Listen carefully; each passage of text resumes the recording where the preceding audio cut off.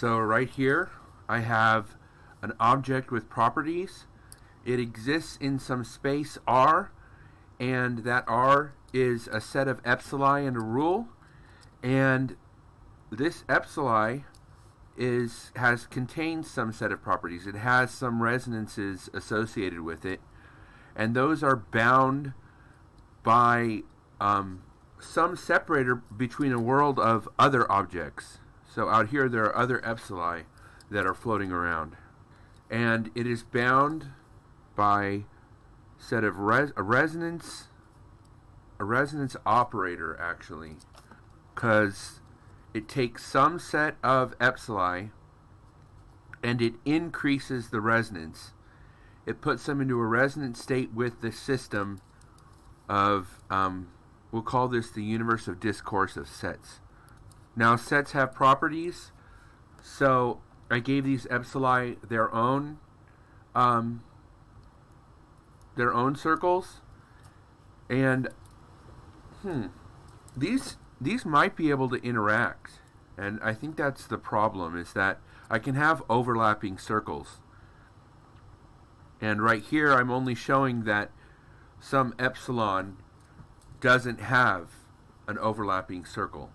So then it can't share properties with other epsilon. So then I would have to order it to have duplicates in it. So this is a world of disconnected epsilon, and how I get around having overlapping circles is I just allow duplicates. Oh gosh, this is silly. These need to be able to overlap, and the real problem philosophically I'm trying to address is that objects have properties to them, and those properties seem to be brought into fruition by being constrained into some set, made to be a collection of objects. And this is a property for a set of null objects. I mean, what is an epsilon without any properties? It's a null object. So it seems like we take a null object and we put a constraint on it, and that constraint imbues it with some properties. So it's got properties that are imbuing properties on things, which is good because that gives our system some self-reference. Every good system should be able to talk about itself, and that's the hope, is that for your system to do anything of merit, it almost always seems to speak of itself a little. My other options include a world of overlapping epsilon.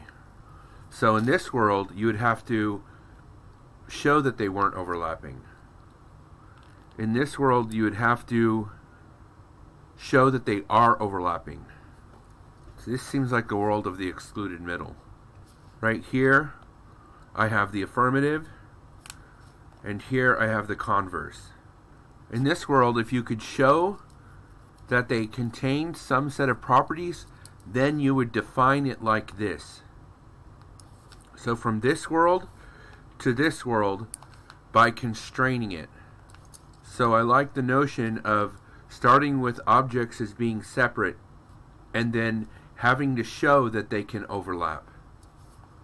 So that's the condition to surmount if you need to deal with overlapping ones. You have to show that these sets overlap. It's mathematically constructive like that. Another option is to constrain it with some operator and associate with every epsilon an operator. And this operator can have the same output when these two overlap, even if they're different operators.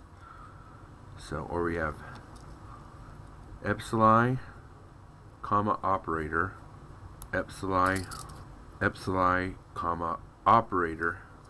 And this operator produces some epsilon from input of other epsilon. So it takes some epsilon, it operates on them, and it maps to some epsilon. So with individually defined operators, a collection of objects and an operator, I can't see any inherent inconsistency. Sometimes I like to allow objects to have variable properties, and these I call occasional resonances if there is some time when things are different and then some set that brings it back to having properties P1. So if it goes off somewhere and it does something strange and it has properties P2 and so on and so forth, then it eventually gets to having properties P1 again. We call that occasional. This is called occasional. This is called occasional resonances. And an occasional resonance is just that. It is some resonance R of chi1 to R of chi2 ... R of chi n to R of chi1. So it's some sequence such that it goes back to R of chi1. That's an occasional resonance.